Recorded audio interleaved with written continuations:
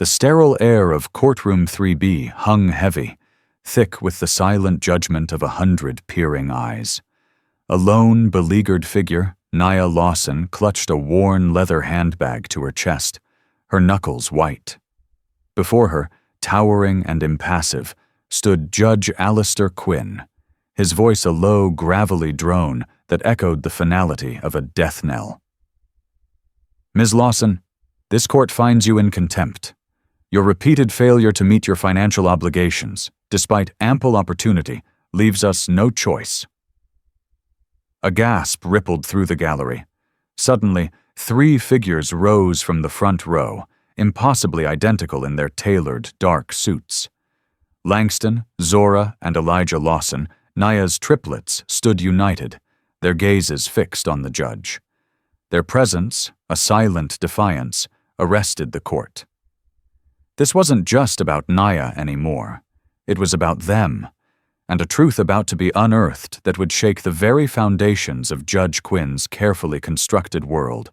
The fluorescent lights of the courtroom, usually harsh and unforgiving, seemed to amplify the already palpable tension.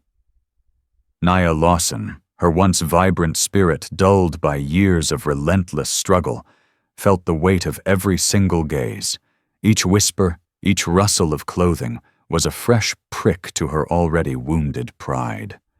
She was a woman of 52, her hands, once soft and nimble from her years as a seamstress, now calloused and stiff from countless thankless jobs. Her eyes, usually warm and expressive, held a deep-seated weariness that spoke of battles fought and often lost. Nia had moved to Atlanta, Georgia, from her small hometown in rural Mississippi nearly 30 years ago, chasing a dream of opportunity and a better life. She'd found work, found community, and, against all odds, found a fleeting, passionate love that resulted in her triplets. But the father, a man she'd only known as Alistair, had vanished as quickly as he appeared, leaving her with 3 newborns and a gaping hole in her heart.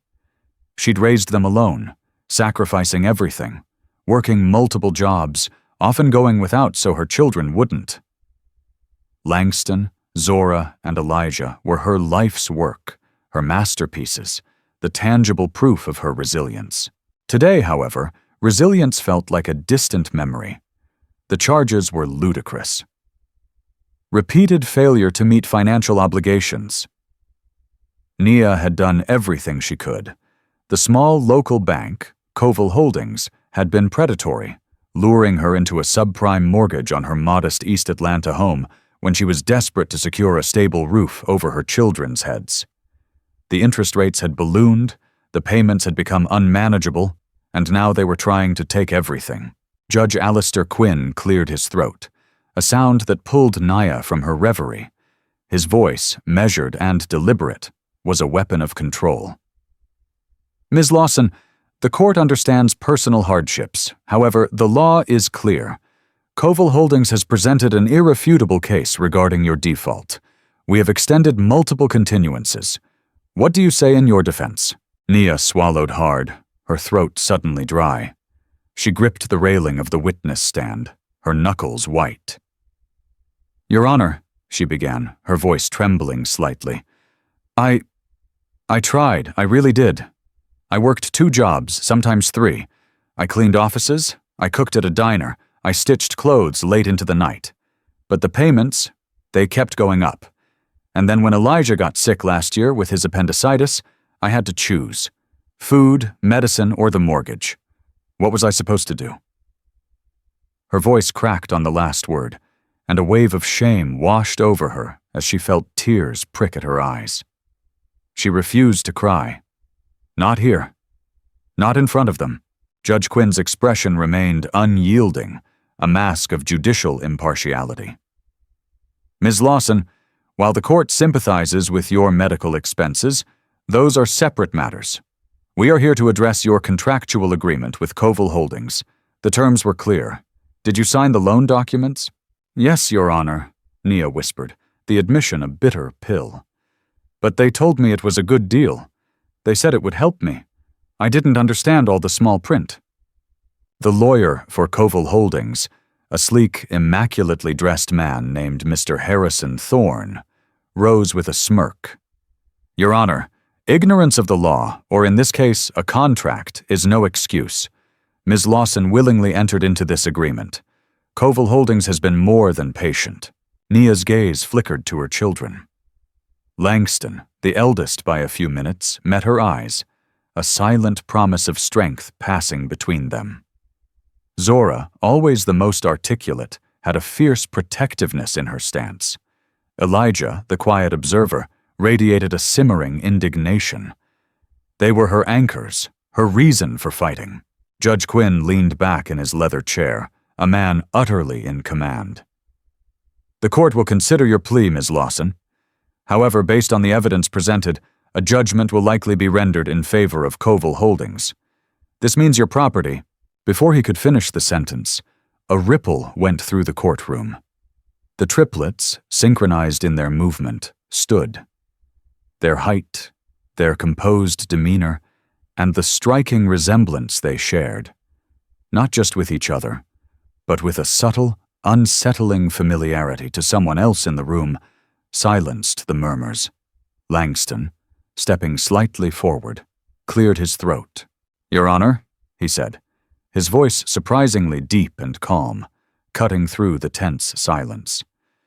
If it pleases the court, we have new evidence to present regarding the plaintiff's predatory lending practices and a familial connection that implicates the impartiality of this very bench. A stir went through the courtroom. Judge Quinn, for the first time, showed a flicker of something beyond professional detachment. His eyes, sharp and intelligent, narrowed as he looked at the three young adults. There was something in their eyes, a challenge, an undeniable resolve, that he recognized. A recognition that sent a shiver down his spine, a faint echo from a past he had meticulously buried. The air grew impossibly thick, pregnant with the unspoken. Nia looked at her children, a mixture of fear and profound pride washing over her. What were they doing? The sudden interjection from Langston sent a jolt through the courtroom. Judge Alistair Quinn, a man renowned for his unflappable composure, felt a subtle tremor in his practiced calm. He had seen countless attempts to derail proceedings, but there was an unusual confidence in the young man's voice, a gravitas that belied his apparent youth. Quinn's eyes swept over the triplets, a sense of déjà vu washing over him, unsettling and unbidden. He dismissed it as stress, the weariness of a long day. Yet a tiny, insistent voice in the back of his mind whispered otherwise. Mr. Lawson, Judge Quinn said, his voice regaining its usual steel, though a fraction of its former certainty was gone. This is highly irregular. Your mother is the defendant, not you. Furthermore, what do you mean by familial connection? Langston, unfazed, held the judge's gaze. Your Honor, with all due respect, our mother's financial distress is a direct consequence of systemic predatory lending, a practice Koval Holdings has perfected, particularly in underserved communities like ours in East Atlanta. We have meticulously documented their aggressive tactics, their misleading contracts, and the disproportionate number of foreclosures they initiate against vulnerable residents. As he spoke, Zora held up a thick binder, its contents clearly organized and meticulously detailed. Thorne, the lawyer for Koval Holdings, scoffed. Your Honor, this is a desperate, baseless accusation. My clients operate within the bounds of the law. Do they?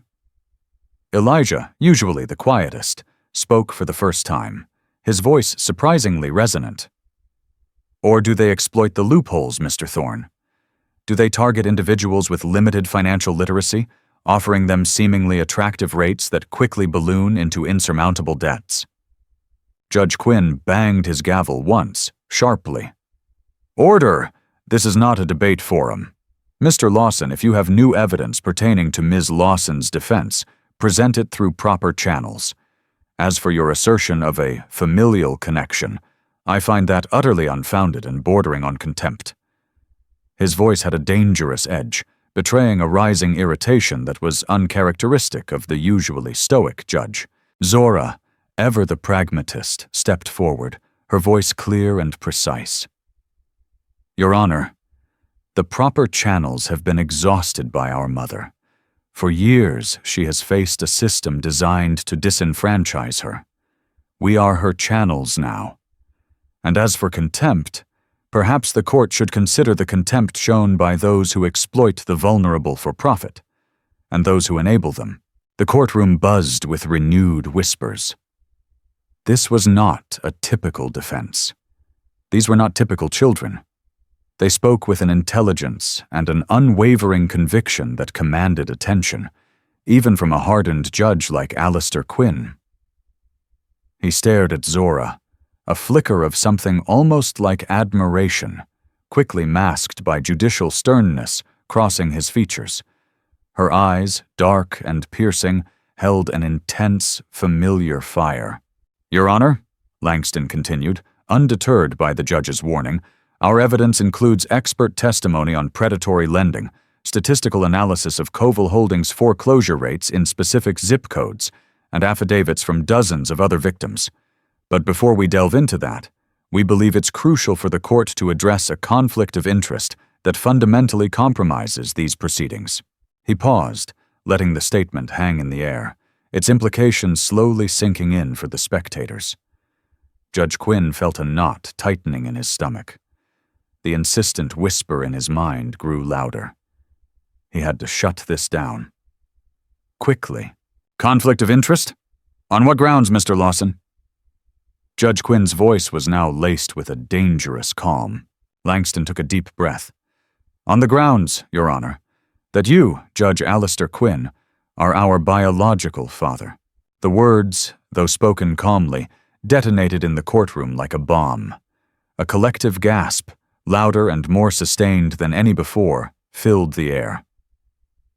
Nia Lawson's eyes widened in horror, a silent plea to her son to stop. Thorne's jaw dropped, his smug expression replaced by one of utter disbelief. Judge Quinn, for the first time in memory, looked truly, utterly blindsided. His face, usually a study in controlled authority, paled, and his eyes, wide with shock, fixated on the three young faces before him. The resemblance, suddenly undeniable, hit him with the force of a physical blow. The shape of their eyes, the set of their jaw, the intelligent intensity in their gaze. It was all him. A younger, sharper, more vibrant version of him. 30 years. 30 years ago, a whirlwind affair with a beautiful, spirited woman in a bustling Atlanta bar. A few stolen nights, filled with laughter and passion, a brief escape from the rigid expectations of his burgeoning legal career. He had been ambitious, ruthless, driven to climb the social and professional ladder.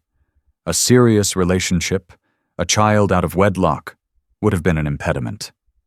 He'd left, cleanly, completely, and buried the memory deep under layers of ambition and success. He'd never once looked back.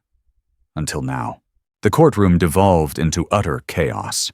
Reporters in the press gallery scrambled for their phones, their faces a mixture of shock and glee. This wasn't just a legal drama. It was a scandal of epic proportions. A billionaire judge, a pillar of the community, accused in open court of abandoning his children and then presiding over a case that would strip their mother of her home. Judge Quinn's gavel lay forgotten on his desk. He stared at Langston, then at Zora, then at Elijah, his mind reeling. The implications were catastrophic. His career, his reputation, his carefully constructed life, all of it hung precariously in the balance. He had dismissed the resemblance as a trick of the light, a figment of his overstressed imagination. Now, in the harsh glare of reality, it was undeniable. The echoes of a forgotten past had not just returned. They had erupted, shattering his present. The courtroom was a maelstrom of whispers and frantic activity. Reporters openly defied court decorum, snapping photos and shouting questions. Judge Alistair Quinn, however, remained frozen, The color drained from his face. His gaze was locked on the three young adults who had just detonated his meticulously ordered life. He felt a chilling sense of recognition, a primal jolt that cut through the layers of denial he had constructed for decades. It wasn't just their features. It was the way they held themselves, the fire in their eyes, the keen intelligence that mirrored his own. Nia, on the other hand, was a tableau of conflicting emotions. Shock, a burning shame that her deepest secret was laid bare, and a fierce, almost terrifying pride in her children's courage. She had sworn to never tell them, to protect them from the pain of rejection, to let them believe their father was simply an unknown, an abstract concept. Now, in a single, audacious move, they had unveiled him, not just to themselves, but to the entire world. Thorne, for Koval Holdings, found his voice first, albeit with a nervous tremor. "Your Honor, this is an outrageous fabrication, a transparent attempt to manipulate the court and distract from Ms. Lawson's clear default." Langston turned to Thorne, his expression calm but authoritative. "Is it, Mr. Thorne? Or is it merely an inconvenient truth? We have DNA evidence, a court-ordered paternity test conducted weeks ago, anticipating just such a denial." He held up a sealed envelope, its contents a definitive verdict that would reshape lives. Quinn's mind raced. Weeks ago? They had been planning this. This wasn't a desperate gamble, it was a meticulously orchestrated ambush. He had been played. His carefully cultivated image of an impartial, unblemished judge was crumbling before his very eyes. The architect of his silence, the man who had abandoned a family for ambition, was now being exposed by the very children he had erased from his history. He finally found his voice, a strained whisper. This is a contempt of court of the highest order. How dare you bring such outlandish claims into my courtroom?" His voice lacked its usual power, betraying the tremor of a man losing control. Zora stepped forward, her voice unwavering. "Your Honor, with all due respect, the contempt here is the systemic injustice perpetuated against our mother, and the profound conflict of interest of a judge presiding over a case involving his own abandoned family. We are not making outlandish claims. We are revealing truth. Our mother never spoke of you, Judge Quinn. She protected us from the pain of your absence, but we are not her. We demand justice, not just for her, but for every family Koval Holdings has brutalized." The sheer audacity of her statement, delivered with such calm conviction, silenced even the most vocal reporters. Quinn looked at her, truly looked at her, and saw Nia's fire, his own intellect, and a formidable resolve he suddenly recognized in himself.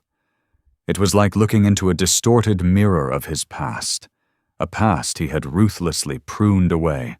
"Your Honor," Elijah added, his voice low but cutting, "while you have built an empire, we have watched our mother struggle, year after year, just to keep food on the table and a roof over our heads. We cleaned houses, stocked shelves, tutored classmates, all while pursuing our education, driven by the desire to give her the life she deserved. You enjoyed a privileged existence, while she bore the full weight of raising 3 children alone. And now, you were poised to take the last thing she had left, her home. Tell us, Judge, is that justice?" The question hung in the air, damning and irrefutable. Quinn felt a cold sweat break out on his brow. The legal arguments against predatory lending, while significant, were secondary now. The human element, the raw, personal betrayal, had taken center stage. This wasn't just a challenge to his legal authority. It was a challenge to his very character, his moral compass, his humanity.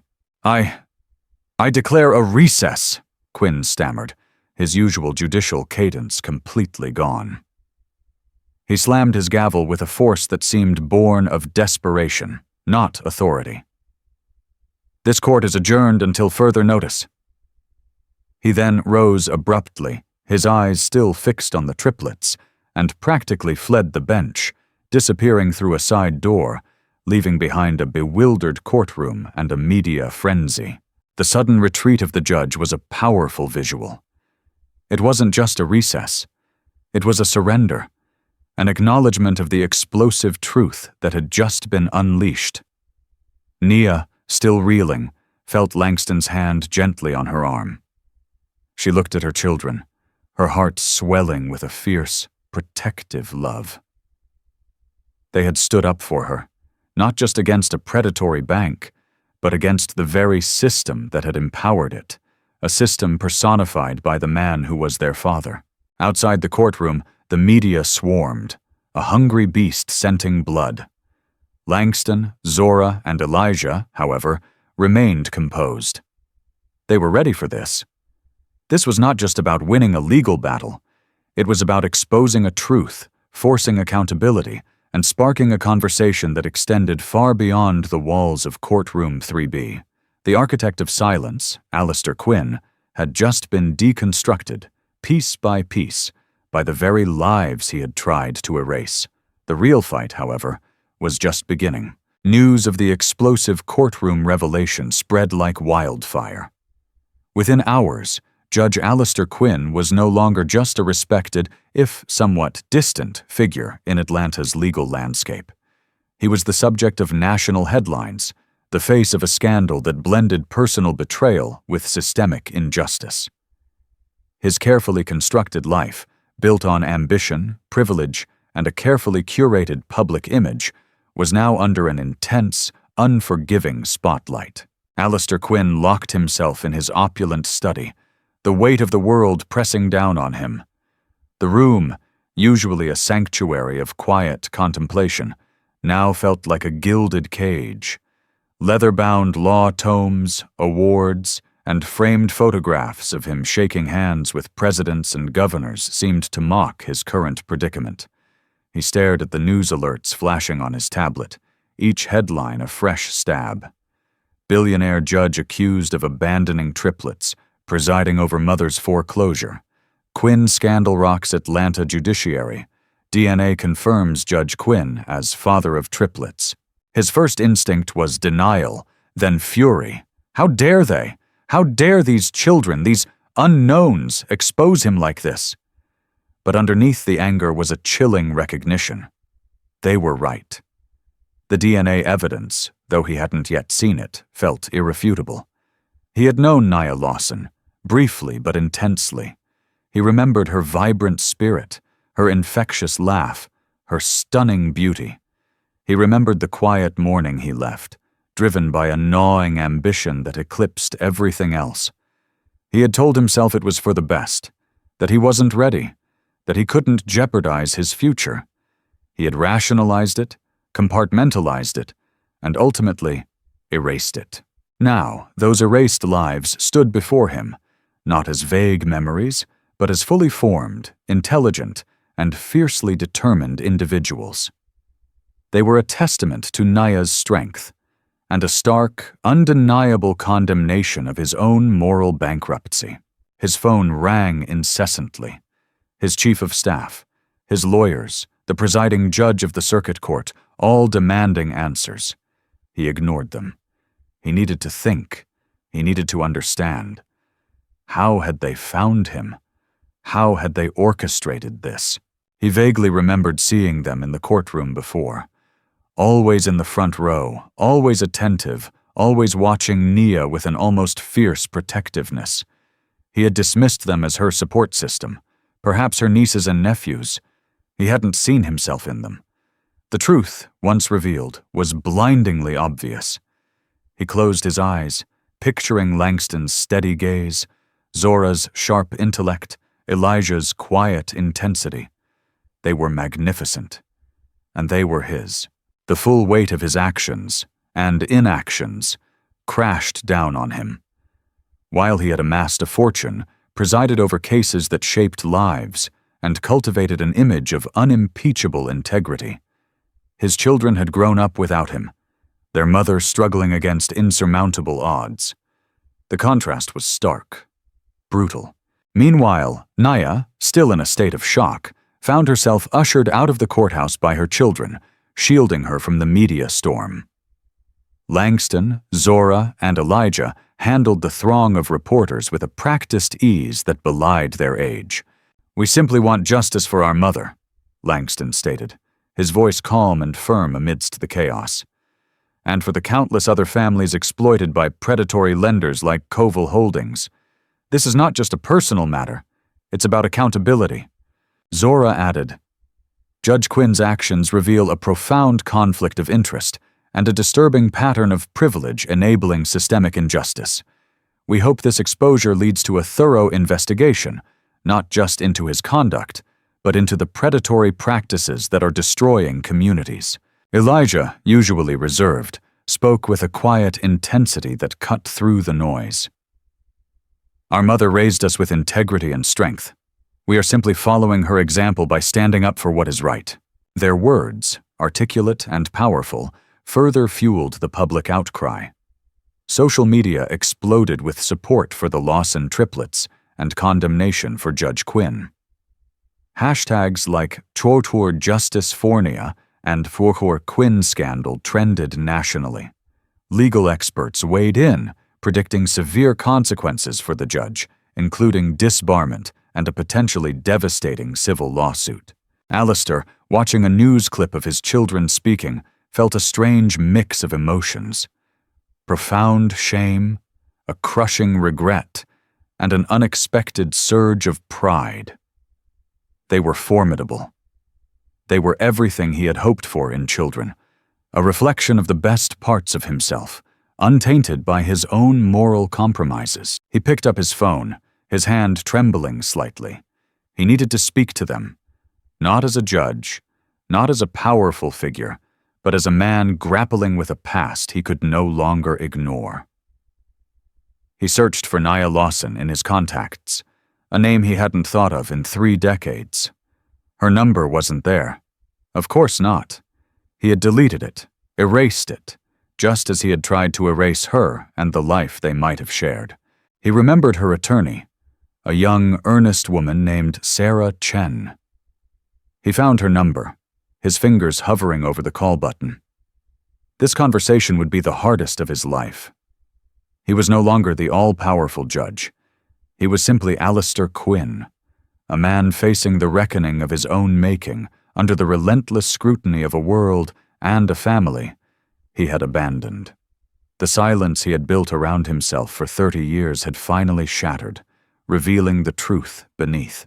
The next few days were a blur of media frenzy, legal maneuvering, and intense public scrutiny. Judge Alistair Quinn was suspended from the bench, pending a full investigation.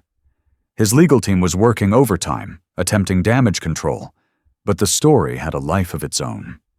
It was a potent cocktail of abandonment, privilege, and systemic injustice, a narrative perfectly crafted for the digital age. Alistair, stripped of his judicial robes and the illusion of untouchable power, felt a profound emptiness. His sprawling mansion, once a symbol of his success, now felt cold and desolate.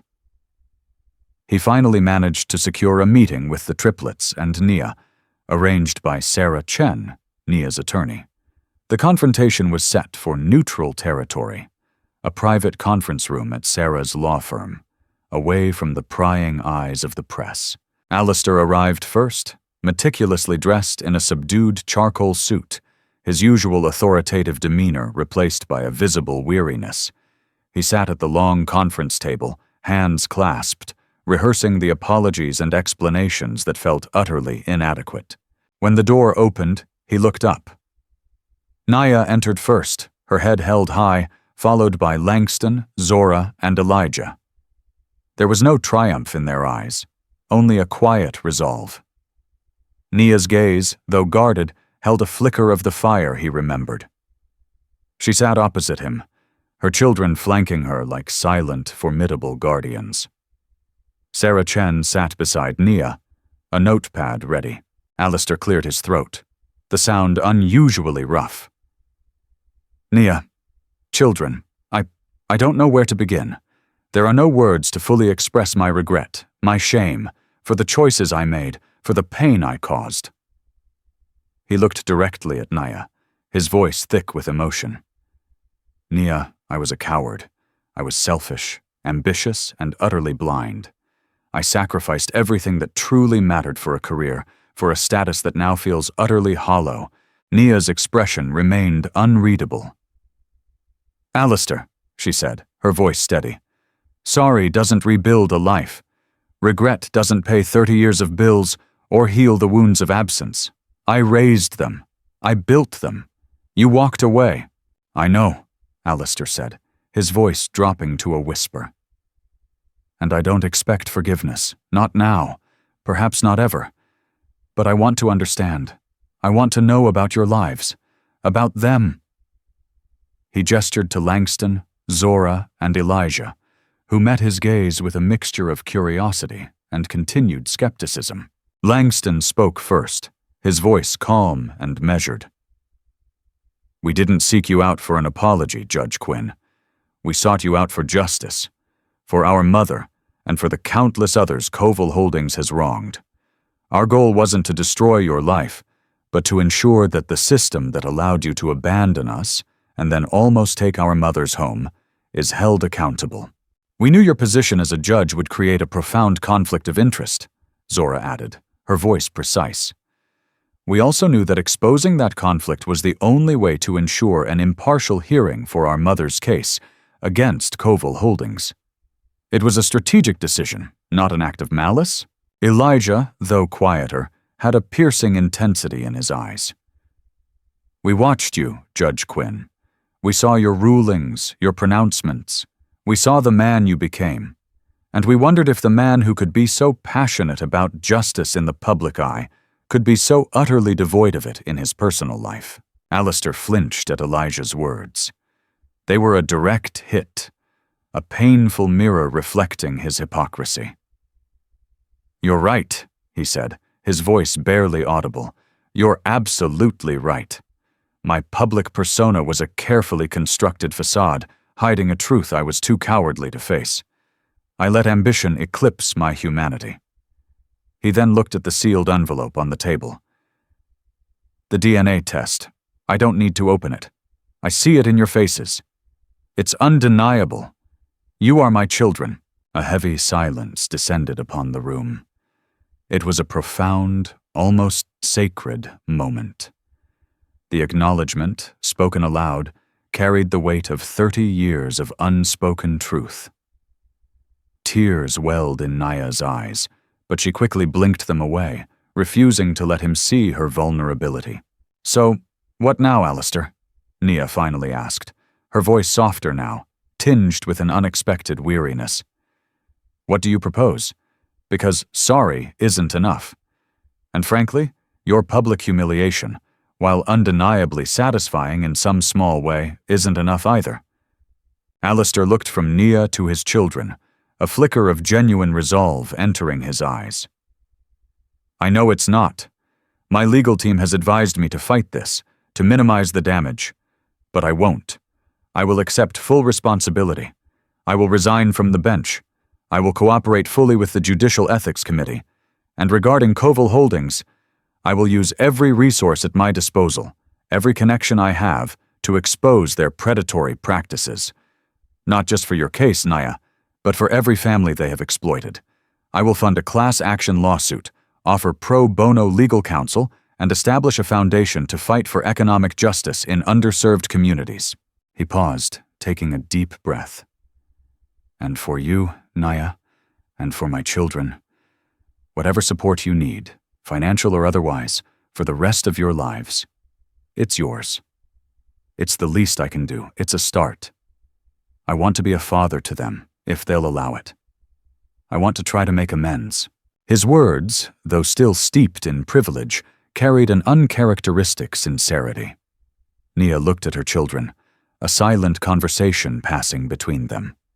They had achieved their goal. They had not only exposed him, but had forced him to confront his past and, perhaps, to begin to atone for it. The confrontation had been calculated, precise, and utterly devastating for Alistair Quinn. But from the ashes of his fallen empire, A flicker of something new, a something almost redemptive, had begun to stir. The quiet authority of the triplets had not only reclaimed their mother's power, but had ignited a wildfire that promised real, systemic change. The aftermath of Alistair Quinn's public confession and his subsequent, immediate resignation from the bench sent shockwaves through the legal and social establishments of Atlanta and beyond. The news cycle was relentless, digging into every aspect of his life. But his public acceptance of paternity and his promise to fight Koval Holdings earned him a begrudging, if cynical, respect from some corners. Alistair, now stripped of his power, poured his energy into understanding the true extent of Koval Holdings' predatory practices. He started with Naya's case, meticulously poring over her mortgage documents, his legal mind, once used to uphold the system, now focused on dismantling its corrupt elements. He discovered hidden fees, inflated interest rates disguised as variable terms, and manipulative sales tactics targeting vulnerable populations. He met with Langston, Zora, and Elijah frequently, often at their modest home in East Atlanta, a stark contrast to his own mansion. These meetings were initially tense, filled with unspoken resentments and probing questions. But slowly, grudgingly, a fragile connection began to form. He learned about Langston's engineering aspirations, Zora's passion for social justice, and Elijah's quiet but sharp analytical skills. He saw in them the very best of Naya, and, to his humbling surprise, echoes of his own intelligence and drive, honed by their resilience rather than his privilege. One afternoon, Alistair presented them with a thick dossier he'd compiled on Koval Holdings. "This is just the tip of the iceberg," he said, his voice grim. "They've systematically preyed on thousands of families. We have a solid foundation for a class action lawsuit, not just against the bank, but against specific loan officers and executives who knowingly engaged in these fraudulent practices." Langston nodded, his expression serious. "We've been gathering testimony from other victims, Dad. They're eager to share their stories. Your name, your connections, will give this the visibility it needs." The word Dad still felt foreign, a hesitant experiment. But Alistair felt a jolt of something akin to hope. Zora added, "We've also been working with community organizers, linking up with grassroots movements fighting for housing justice. This isn't just about legal action. It's about empowering people, giving them a voice against these corporate giants." Alistair looked at his children, a profound sense of awe washing over him. They hadn't waited for him. They had already begun the work. His role, he realized, was not to lead, but to support, to amplify their efforts. The class action lawsuit against Koval Holdings officially began, spearheaded by a consortium of highly respected public interest lawyers and financed by Alistair's substantial personal fortune. The legal battle was fierce. Koval Holdings, represented by a phalanx of high-powered corporate attorneys, fought back aggressively, attempting to discredit the plaintiffs and paint Nia and the other victims as irresponsible borrowers. But the narrative had shifted. The public was on Nia's side, captivated by the story of the triplet children exposing their billionaire father's past to secure justice for their mother. The media, initially focused on the scandal, now turned its attention to the larger issue of predatory lending, casting Koval Holdings as the villain. Witnesses, emboldened by the spotlight, came forward with harrowing tales of losing their homes, their savings, and their dignity to Koval Holdings' deceptive practices. The raw emotion of their testimonies, juxtaposed with the cold, calculating contracts, painted a damning picture. During a particularly intense cross-examination of a Koval Holdings executive, Alistair sat in the public gallery, a silent but imposing presence. He watched his children, who often sat with Naya, their faces a blend of focused determination and quiet empathy for the witnesses. He recognized a fierce sense of justice in them that he once believed he possessed, but had clearly allowed to wither under the pursuit of power. The weight of their moral authority was undeniable. They hadn't just exposed him, they had ignited a movement. The legal case was proceeding well, but Alistair knew the path to true redemption was long and arduous. It wasn't about winning a single lawsuit. It was about systemic change, about rebuilding trust, and about earning, inch by painful inch, the respect of his children. He initiated a public foundation, the Lawson Quinn Economic Justice Fund, dedicating a significant portion of his wealth to supporting legal aid, financial literacy programs, and community development initiatives in underserved neighborhoods. He also began speaking publicly, not as a judge, but as a humbled man, sharing his story, acknowledging his past mistakes, and advocating for greater accountability in the financial industry. The journey was far from over, but for the first time in decades, Alistair Quinn felt a flicker of genuine purpose that transcended personal ambition. The seeds of retribution for Koval Holdings were firmly planted, and the fragile but meaningful seeds of his own redemption were beginning to sprout. Nurtured by the unwavering strength and profound grace of the children he had once so carelessly abandoned. The class action lawsuit against Koval Holdings gained unprecedented traction. The media, fueled by the compelling narrative and Alistair Quinn's public support, kept the story in the national spotlight. The legal battles were arduous, but the tide slowly turned. The mountain of evidence compiled by the Lawson triplets, combined with Alistair's insider knowledge and financial backing, proved devastating for Koval Holdings. During a pivotal moment in court, Zora delivered a closing argument that resonated deeply. She spoke not just of legal clauses and financial terms, but of the human cost of corporate greed. Koval Holdings didn't just issue bad loans, she declared, her voice clear and powerful, echoing through the packed courtroom. They issued false hope. They preyed on the desperate, on those striving for a better life. They stripped away dignity, destroyed communities, and left a trail of broken dreams. This isn't just about reclaiming money, it's about reclaiming narrative. It's about asserting that people, not profit, should be at the heart of our economic system. Her words, delivered with a fierce passion, brought tears to many eyes in the gallery, including Naya's. Langston and Elijah watched her, their faces etched with pride. Even Alistair, sitting in the front row, felt a profound sense of awe. This was the legacy he should have been building, the justice he should have been fighting for all along. The jury, after weeks of testimony, returned a verdict that sent shockwaves through the financial industry. Koval Holdings was found guilty of predatory lending practices and ordered to pay billions in damages to its victims, including full restitution for Nia Lawson's lost equity and emotional distress. It was a landmark decision, one of the largest settlements against a predatory lender in recent history. The victory was not just financial, it was a moral triumph. It sent a clear message to other financial institutions that such exploitation would not be tolerated. Regulators began to scrutinize lending practices more closely, and new legislation was proposed to protect consumers from similar schemes. Nia Lawson, no longer just a victim, became a symbol of resilience. She used her newfound platform to advocate for financial literacy and housing justice, working closely with the Lawson Quinn Economic Justice Fund. She spoke at community centers, sharing her story, empowering others to fight back.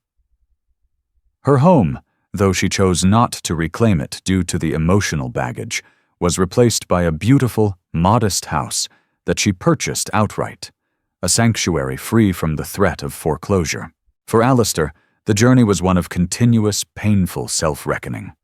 His resignation from the bench was finalized, his legal career ending not in quiet retirement, but in public disgrace. And then, slowly, a painstaking path toward redemption. He dedicated himself entirely to the Lawson Quinn Economic Justice Fund, working alongside his children and Naya. He still faced public criticism, but also a growing wave of appreciation for his efforts to make amends. His relationship with his children evolved. It wasn't a conventional father-child bond, not yet, perhaps never fully. But it was real. They challenged him, pushed him, and held him accountable. They dined together, discussed strategy for the fund, and slowly, cautiously, began to share personal stories. He learned about their childhood, the sacrifices Naya made, the dreams they harbored. He saw firsthand the resilience and love that had sustained them in his absence. One evening, over a shared meal, Elijah, usually reserved, asked Alistair, "Why did you never look for us, Dad?" The directness of the question, though not accusatory, was a stark reminder of his past. Alistair paused, choosing his words carefully. "Fear, Elijah. Pure, unadulterated fear. Fear of jeopardizing my career, my reputation, fear of failure. And honestly, a profound immaturity. I convinced myself that I was doing what was best, that I wasn't ready to be a father. It was a lie I told myself to justify my cowardice. There's no excuse. It was a terrible mistake, and it cost me 30 years with the 3 most incredible people I know." Langston placed a hand on his shoulder, a small but significant gesture. "We appreciate the honesty, Dad. It doesn't erase the past, but it helps us understand," Zora added. "Our mother taught us that true strength isn't about never making mistakes, but about owning them and trying to make things right. You're trying, Alistair, and that counts for something." Alistair looked at his children, his heart swelling with an emotion he hadn't truly experienced in decades. Profound gratitude. They were giving him a second chance, not to be their perfect father, but to be a better man. They had reclaimed their narrative, forging a new legacy that extended far beyond their personal story, one that promised hope and justice for countless others. The battle was won, but the work of healing and rebuilding, had just truly begun. The legal victory against Koval Holdings was just the beginning. The Lawson-Quinn Economic Justice Fund, with Alistair's substantial contributions and the triplets' passionate leadership, became a powerful force for change. It funded legal aid clinics, provided grants for small businesses in underserved communities, and launched national campaigns for fair lending practices. Langston, leveraging his engineering background, developed an app for financial literacy, providing accessible information on mortgages, credit scores, and predatory loan identification. Zora, now a law student, interned at the fund, bringing her sharp legal mind to policy advocacy and impact litigation. Elijah, pursuing a degree in data science, built sophisticated models to identify patterns of discriminatory lending, exposing the subtle biases embedded in financial algorithms. Nia, having found her voice, became a sought-after speaker, her story a poignant testament to perseverance and the power of collective action. She no longer carried the weight of shame or struggle. Instead, her eyes held a serene strength, the wisdom of battles won. She traveled with her children, sharing their journey, inspiring countless others. The public perception of Alistair Quinn slowly but steadily shifted. While he would always carry the stigma of his past, his dedicated efforts toward atonement and his genuine commitment to economic justice began to overshadow his initial disgrace. He was no longer just the billionaire judge who abandoned his kids. He was Alistair Quinn, the flawed man who, with the guidance of his remarkable children, was working to dismantle the very injustices he once inadvertently upheld. His relationship with Naya, though not romantic, evolved into a deep, respectful partnership. They were co-parents, co-visionaries for the fund, bound by their shared children and a common purpose. There were still moments of awkwardness, unspoken pains, but also shared laughter and a quiet understanding. 1 year after the landmark verdict, the Lawson-Quinn Economic Justice Fund held its inaugural gala, a celebration of its achievements and a fundraiser for its ambitious future projects. The ballroom was filled with community leaders, legal luminaries, and the very families Koval Holdings had once preyed upon, now standing tall, their lives rebuilt. Alistair stood on stage, looking out at the diverse crowd, a profound humility washing over him. He introduced his children, who joined him at the podium, a powerful symbol of unity and a shared future. 30 years ago, Alistair began, his voice clear and strong, devoid of its former judicial aloofness. I made a choice that defined me in the worst possible way. I prioritized ambition over family, privilege over principle. I chose to abandon my responsibility. It was the greatest mistake of my life. But in their incredible strength, their unwavering courage, and their profound commitment to justice, my children, Langston, Zora, and Elijah, gave me a second chance. They not only held me accountable, but they showed me a path toward purpose, a path toward true redemption. He paused, a warmth entering his eyes as he looked at them. They, along with their extraordinary mother, Naya, taught me that true power lies not in position or wealth, but in integrity, empathy, and the relentless pursuit of what is right. This fund, our collective work, is a testament to their vision, their resilience, and their unwavering belief in a better world. Langston then stepped forward. "This isn't just about our family's story," he said, his voice resonating with conviction. "It's about every family struggling against systemic injustice. It's about building a future where no one is left behind, where predatory practices are eradicated, and where every individual has the opportunity to thrive, regardless of their background." Zora spoke next, her passion evident. "We inherited a legacy of struggle, but we are forging a new one, a legacy of justice, empowerment, and hope. We invite all of you to join us in this fight, to lend your voices, your resources, your unwavering commitment to building a more equitable society." Elijah concluded, his quiet strength undeniable.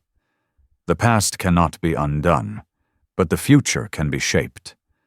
Together we can create a new dawn, a shared future, where justice truly reigns." As they stood together on stage, a united front, it was clear that a new legacy was being forged. The black triplets had not only stood in court to defend their mom, they had dismantled a billionaire judge's carefully constructed life, forced him to confront his past, and in doing so, had sparked a movement that promised to reshape the landscape of economic justice for generations to come. The initial public injustice had been transformed into a profound catalyst for change, a testament to the undeniable power of truth, resilience, and the unbreakable bonds of family.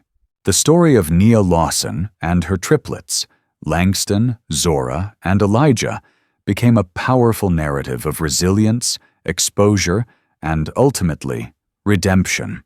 Their audacious courtroom confrontation not only saved their mother's home, but triggered a national conversation about predatory lending, judicial ethics, and personal accountability. Judge Alistair Quinn, stripped of his power, embarked on a painstaking journey of atonement, dedicating his immense wealth and legal acumen to fighting for economic justice alongside his rediscovered family. The Lawson-Quinn Economic Justice Fund stands as a testament to their shared commitment, a lasting legacy born from profound betrayal and transformed into a beacon of hope and systemic change. If this story resonated with you, share it, and let's continue the conversation about justice, accountability, and the power of family. What are your thoughts on second chances and systemic change? Leave a comment below. And don't forget to subscribe for more inspiring stories that challenge the status quo.